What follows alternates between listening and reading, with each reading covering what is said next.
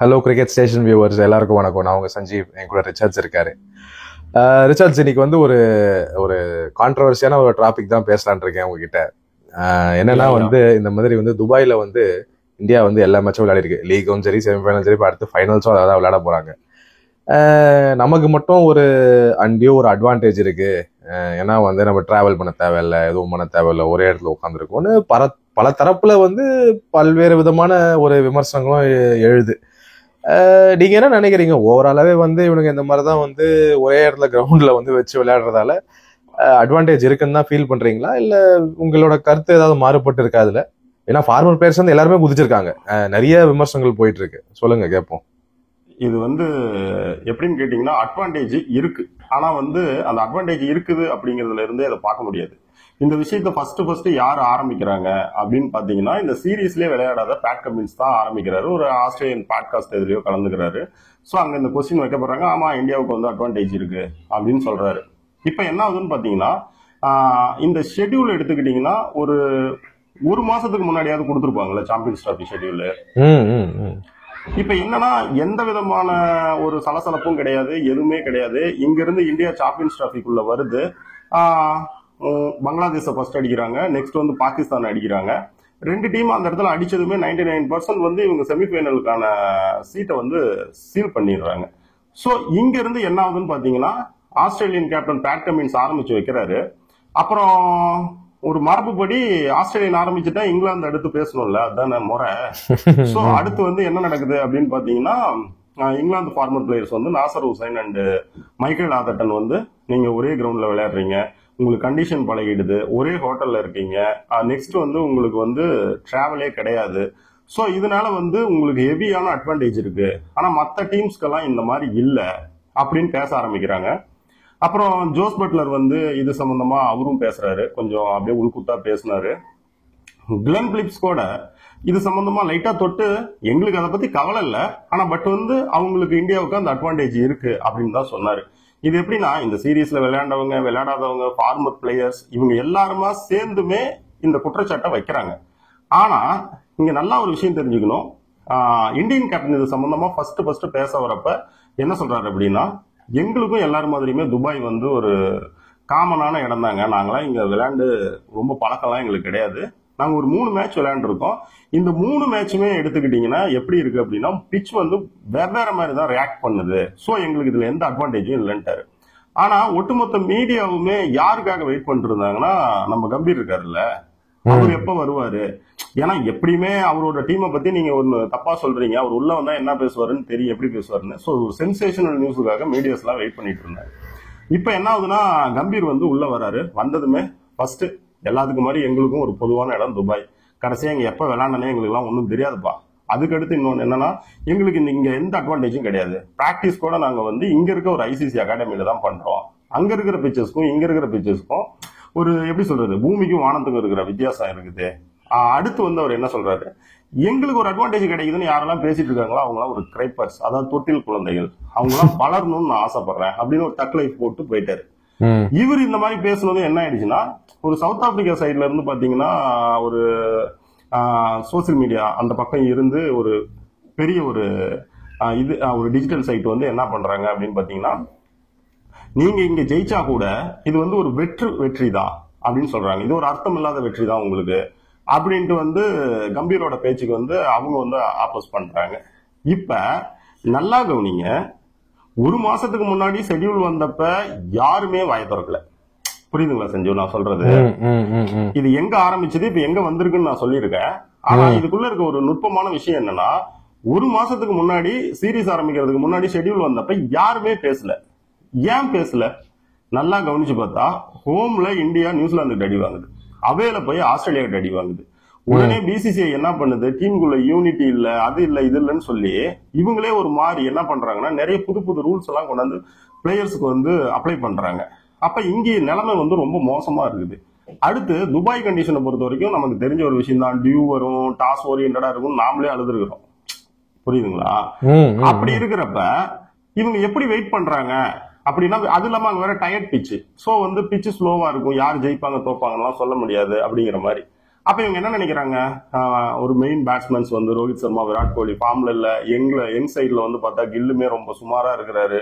So ஓவராலா பும்ரா வேற இல்ல, அவங்க டீமே ஒரு மாதிரியா இருக்கு. அப்ப அவங்க வந்து அங்க என்ன பண்றாங்கன்னு பாக்கலாம் அப்படிங்கிற மாதிரி யாருமே இந்தியாவை கண்டுக்கல, அப்படியே விட்டுட்டாங்க. நம்ம அது மட்டும் ஒரு காரணம்னு சொல்ல முடியாதுல்ல. இவங்க வந்து ஒரு மாசத்துக்கு முன்னாடி அதாவது ஸ்கெடியூல் அனௌன்ஸ் பண்ண யாருமே சொல்லன்றது, அதுக்கு பல காரணங்கள் இருக்கலாம்ல ரிச்சர்ட்ஸ். ஏன்னா அந்த டைம்ல வந்து ஒரு டீமும் அவங்க இந்த பிராக்டிஸ்க்கு இருந்தாங்க. இது வந்து இந்தியா ஒரே கிரவுண்ட்ல ஆடுதுன்னு சொல்லிட்டு அப்போ ரெஜிஸ்டர் பண்றதுக்கு யாருக்குமே ஒரு காரணம் இல்லையே. இதைத்தான் நான் சொல்றேன். இதுக்கு வந்து வாண்டர் டெசன் என்ன சொல்றாரு அப்படின்னா, ஒரு டீம் ஒரே கிரவுண்ட்ல தான் விளையாட போகுதுன்னா அங்க வந்து அவங்களுக்கு அட்வான்டேஜ் கிடைக்கும் அப்படிங்கிறது வந்து ஒரு ராக்கெட் சயின்ஸ் கிடையாது, அது வந்து ஒரு காமனா அது கிடைக்கும் அப்படின்னு சொல்றாரு. நான் அதைத்தான் அவரோட இதுல இருந்து தான் நானே சொல்றேன். அப்ப வந்து உங்களுக்கு இது ஒரு ராக்கெட் சயின்ஸான விஷயமே கிடையாது அப்படிங்கிறப்ப ஏன் இதை நீங்க யாருமே வந்து ஆப்போஸ் பண்ணலன்னு கேக்குறேன். ஏன் சொல்றேன் அப்படின்னா, நீங்களும் வந்து விளையாடுறீங்க, உங்க கிரிக்கெட் போர்டு தான் உங்களை அனுப்புது, நீங்க 2 பேருமே என்ன பண்ணணும், எங்களோட உழைப்பு வீணாகுது, எங்களை மாதிரியே அவங்களுக்கும் வந்து எல்லாமே சமமா இருக்கணும். இப்ப இந்தியாவுக்கு வந்து டயர் பிச்சில் விளையாடுறாங்க, சோ பிச் வந்து கஷ்டமா இருக்குது, வெவ்வேறு மாதிரி ரேக் பண்ணுது, எல்லாம் ஓகே. ஒரே கிரவுண்டா இருந்தா கூட பிச் வேற வேற மாதிரி ரேக் பண்ணுது, எல்லாம் ஓகே. ஆனா நல்லா கவனிங்க, இந்தியாவுக்கு வந்து டிராவல் பண்ற அந்த அலைச்சல் கிடையாது, ஆனா மத்த டீம்ஸ்க்கு அது இருக்கு அப்படின்னு சொல்றாங்க. சோ அது நியாயம்தான். அதுக்கு நான் என்ன சொல்றேன் அப்படின்னா, இதை ஏன் வந்து இது ஒரு ராக்கெட் சயின்ஸ் இல்லாத ஒரு விஷயத்த உங்களுக்கு தான் ஃபர்ஸ்ட்லயே தெரியுமே, அப்ப தெரிஞ்ச ஒரு விஷயத்துக்கு நீங்க ஆப்போஸ் பண்ணிருக்கலாம்ல. எங்க பிளேயர்ஸ் எல்லாம் போய் அங்க போடுற எஃபர்ட் நீங்க ஒரே இடத்துல இருக்கிறதுனால அது வீணா போகுது. அப்ப நாங்க வந்து டோர்னமெண்ட்டுக்கு வர்றதுல வந்து என்ன யூஸ் இருக்கு, எங்களோட உழைப்புக்கு என்ன அர்த்தம் இருக்கு அப்படின்னு கேட்கணுமா இல்லையா? சொல்றது நீங்க சொல்றது கரெக்ட் தான். சோ இதைத்தான் நான் சொல்றேன். அதாவது என்னன்னு கேட்டீங்கன்னா, உங்களுக்கு எல்லாமே தெரியும், ஆனா நீங்க ஏன் வந்து அப்ப எதுவுமே கேட்கல அப்படின்னா, இந்தியன் டீம் மட்டும் இல்லாம அந்த டைம்ல இந்தியன் கிரிக்கெட்டே ஒரு மாதிரி தானே இருந்துச்சு. ஹோம்ல வந்து டெஸ்ட் சீரிஸ தோத்தாங்க, அவையில போய் ஆஸ்திரேலியா தோத்தாங்க, யாருமே ஃபார்ம்ல இல்ல, ஜெய்ஸ்வால் மட்டும் தான் இருக்காரு, பூம்ரா வந்து காலி. பிச் கண்டிஷனும் அங்க வந்து துபாயில ஒரு மாதிரி தான் இருக்கும், இவங்களுக்கும் அது புதுசுதான், டயர்டான பிச். சரி அவங்க என்ன போய் பண்ணிட போறாங்க பாக்கலாம் அப்படிங்கிற மாதிரி தானே இருந்திருப்பாங்க. ஏன்னா இது ஒரு சாதாரண விஷயத்தையே நீங்க அப்போஸ் பண்ணாம இருக்கிறீங்கன்னா அதுக்கு பின்னாடி இன்டென்ஸ் ஏதாவது இருக்கணும்ல, நீங்க இவ்வளவு கூலா இருக்கிறதுக்கு. ஒருவேளை ஒரு ஃபார்மர் பிளேயர்ஸ் இல்ல இப்ப விளையாண்டு இருக்கிற பிளேயர்ஸ் யாருமே அப்போஸ் பண்ணாம இங்க வெளியில இருக்கிற ஃபேன்ஸ் மட்டும்தான் இதுக்கு எதிர்ப்பு தெரிவிக்கிறாங்க அப்படின்னா நம்ம எப்படி புரிஞ்சுக்கலாம்னா, ஐசிசிஐ வந்து பிசிசிஐ ரூல் பண்ணுது, சோ யாருமே இது சம்பந்தமா பேசாம இருக்காங்க அப்படின்னு நம்ம நினைக்கலாம். ஆனா இப்ப நீங்க தானே இதை எதிர்க்கிறீங்க, விளையாட்டு இருக்கிற பிளேயரும் இதை பத்தி நீங்க உங்களுடைய ஆட்சேபத்தை சொல்றீங்க, ஃபார்மர் பிளேயர்ஸும் சொல்றீங்க. அப்ப நீங்க ஐசிசிக்காக ஒன்னும் பயந்துக்கிற ஆள்லாம் கிடையாது இல்ல. தப்புனா தப்புன்னு சொல்றீங்கன்னா அப்ப இந்த தப்பு ஏற்கனவே நடக்கும் அப்படின்னு உங்களுக்கு தெரியும் அப்படின்னா ஏன் சொல்லலன்னு கேக்குறேன். அப்ப ஏன் சொல்லலங்கிறதுக்கு பின்னாடி என்ன ரீசன் இருக்கு அப்படின்னு பாத்தீங்கன்னா, அங்க போய் இவங்க என்ன பண்ணிட போறாங்க அப்படிங்கிற மாதிரி ஒண்ணு இருக்கு. இவங்க வந்தாங்க உள்ளார, இங்கிலாண்டை கூப்பிட்டு ஹோம் சீரிஸ் 2 ஒயிட் பால்ல போட்டாங்க, டப்புன்னு எல்லாருமே ஃபார்முக்கு வந்தாங்க. இங்க வந்து துபாயில இறங்கினாங்க, கண்டிஷனுக்கு தகுந்த மாதிரி டீம் கொண்டு வந்தாங்க, விளையாண்டாங்க, 2 மேட்ச் ஜெயிச்சாங்க. அந்த 2 மேட்ச் ஜெயிச்சதுமே செமி வந்துட்டாங்க. இந்த பக்கம் திரும்பி அப்படியே பாருங்க, அதே முதல் 2 மேட்ச் வந்து ஒரே கிரவுண்ட்ல விளையாண்ட இங்கிலாந்து தானே வெளியே போச்சு.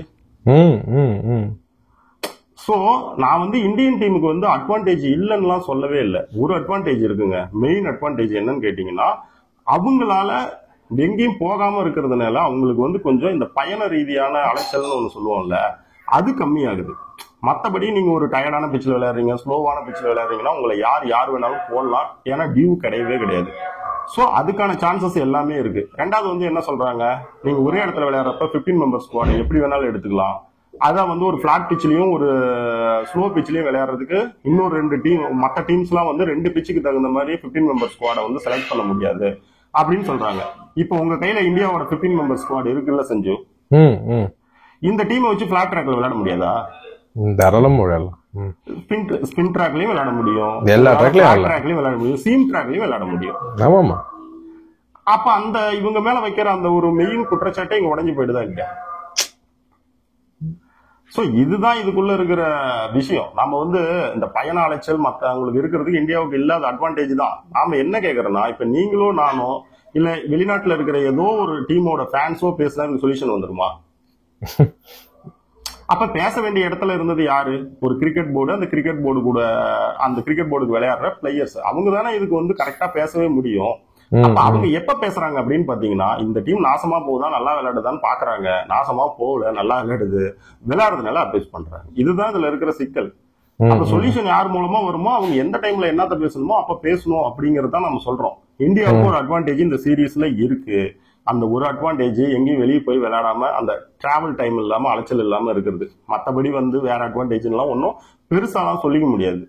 இதுக்குள்ள இருக்கிற விஷயம். ரெண்டாவது, இத சொல்ல வேண்டியவங்க சொல்லாம இருந்ததுக்கு பின்னாடி இருக்கிற நோக்கம் இது அப்படின்னு சொல்றோம். நம்மளோட கருத்து அவ்வளவுதான். இதை பத்தி நீங்க என்ன நினைக்கிறீங்க? இல்ல, எனக்கு நீங்க கிட்டத்தட்ட நான் சொல்ல வந்த அந்த கடைசி பாயிண்டையும் நீங்க சம்மரைஸ் பண்ணிட்டீங்க. நீங்க சொன்னதுல ஒரு பாயிண்டா நீங்க சொன்ன அதேதான். இந்த பயண ரீதியான அந்த டயர்ட்னஸ் இருக்கு பாத்தீங்கன்னா, அந்த டிராவல் டயர்ட்னஸ் சொல்லுவாங்கல்ல, அது இந்தியாவுக்கு இருக்கா? இல்ல. ஏன்னா பாத்தீங்கன்னா இப்போ அந்த செகண்ட் செமிஃபைனலுக்கு முன்னாடி பாத்தீங்கன்னா, ஃபர்ஸ்ட் செமிஃபைனலுக்கு முன்னாடியே இப்போ அந்த செகண்ட் செமிஃபைனல் ஆட போற 2 டீமுமே துபாயில தான் இருந்தாங்க. கரெக்டுங்களா? யாரு துபாய், ஏன்னா அவங்க அதுக்கு அந்த கண்டிஷனுக்கு பிராக்டிஸ் பண்றதுக்கா இருக்கட்டும், அந்த மாதிரி அவங்களுக்குலாம் அந்த எக்ஸ்ட்ரா டிராவல் இருக்கு. இப்போ அதனால இவங்களோட கேம் மாறுமான்னு கேட்டா கண்டிப்பா இல்ல. ஏன்னா இதெல்லாம் ப்ரொஃபஷனல்ஸுங்க. இவங்க இந்த மாதிரி ஒரு மல்டிநேஷனல் டோர்னமெண்ட்னா ஒரு 10 இடத்துக்கு அவங்க போறாங்க. இப்போ இந்தியா மாதிரி ஒரு இடத்துல வேர்ல்ட் கப் நடக்குதுன்னா அவங்க நிறைய லீக் மேட்சஸ் ஆட போகும்போது ஒவ்வொரு லொகேஷனுக்கும் அவங்க டிராவல் பண்ணி தான் ஆகணும். மத்த டீம் எல்லாத்த விட 2023 ஓடிஐ வேர்ல்டு கப்ல இந்தியா தான் அதிக கிலோமீட்டர் டிராவல் பண்ணி.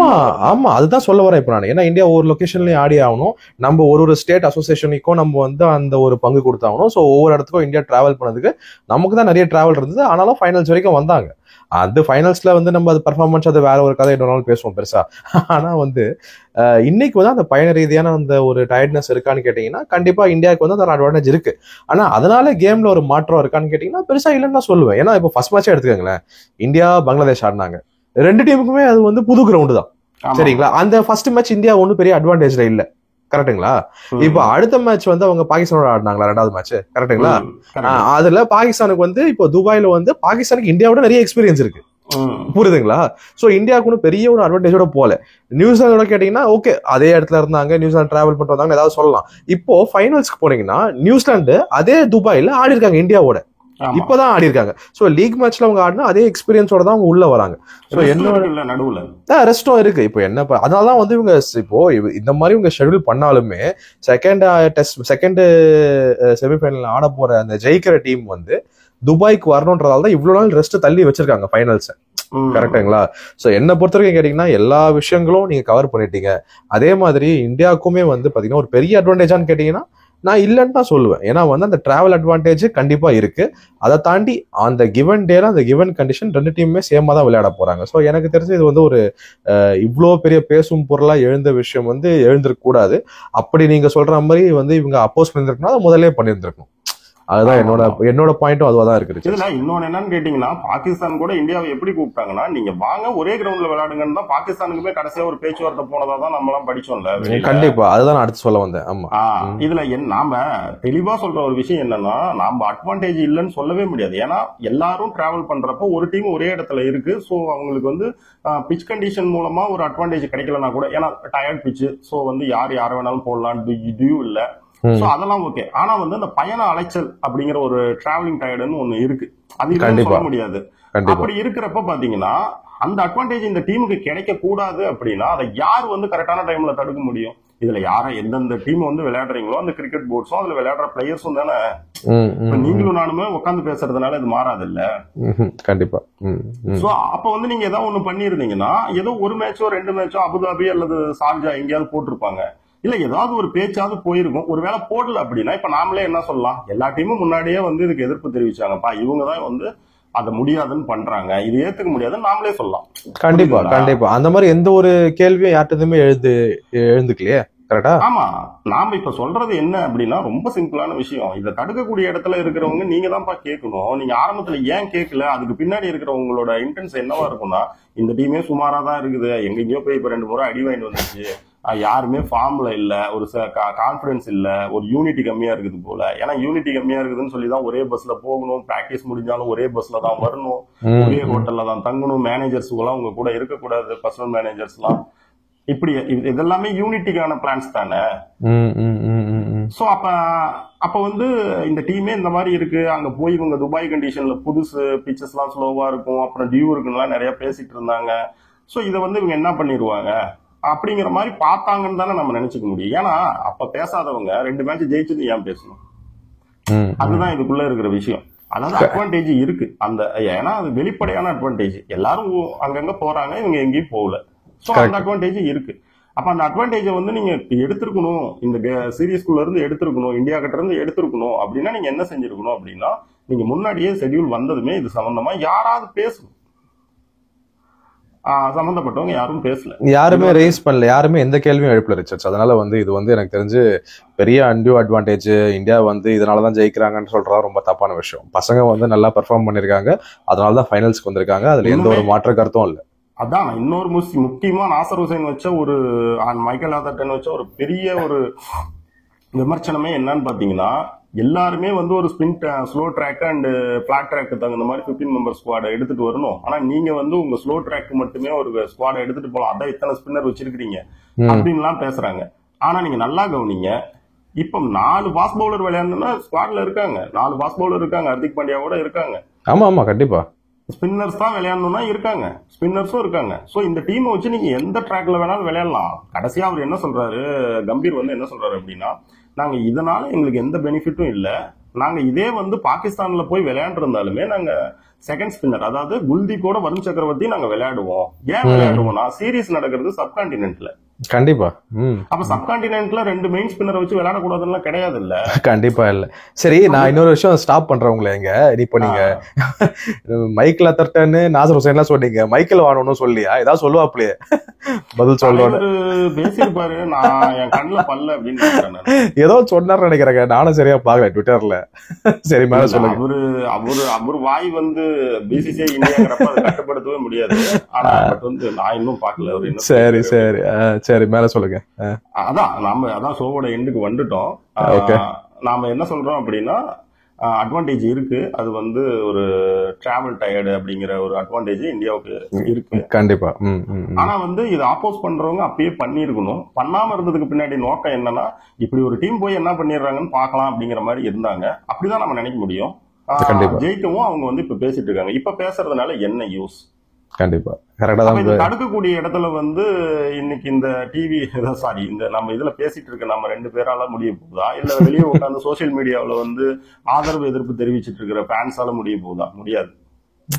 இதெல்லாம் எதுவுமே சம்மரைஸ் பண்ண முடியாது. ஆமா, அப்ப முடியக்கூடிய இடத்துல இருக்கிறவங்க அந்தந்த கிரிக்கெட் போர்டு, அதுக்கு விளையாடுற பிளேயர்ஸ் தான் முடியும். சோ அவங்க கரெக்டான டைம்ல இதை பத்தி பேசிருக்கணும். அதுதான் இதுல இருக்கிற. இது இன்னொரு டைமென்ஷனுக்கு கொண்டு போலாம் ரிச்சர்ட்ஸ். அதாவது வந்து பாத்தீங்கன்னா வந்து முதல்ல நம்ம பாகிஸ்தான்ல ஆடாததே வந்து ஒரு கரெக்டான விஷயமா அப்படின்னா அது வேற ஒரு கான்வர்சேஷன், அதை நம்ம இன்னொரு நாள் கூட பேசலாம். இப்போதைக்கு இந்தியா துபாயில ஆடுற அட்வான்டேஜை பத்தி மட்டும் பார்த்தோம் அப்படின்னா அது வந்து இந்தியாவுக்கு வந்து அவ்வளோ பெரிய அன்ஃபேர் அட்வான்டேஜ்லாம் கிடையாது. நம்ம ஏற்கனவே நீங்க சொன்ன மாதிரி டிராவல் அட்வான்டேஜ் கொஞ்சம் ஸ்லைட்லி இருக்கு. ஆனா ஆடுற 11 பேரும் இந்தியாவுக்கு பிரமாதமா விளையாடி தான் ஃபைனல்ஸ் கொண்டு போயிருக்காங்க. இதை வந்து நம்ம தப்பா கிரிட்டிசைஸே பண்ண முடியாது. கரெக்ட். இதுல இருக்க விஷயம். Okay Richards, thank you Richards. Thank you.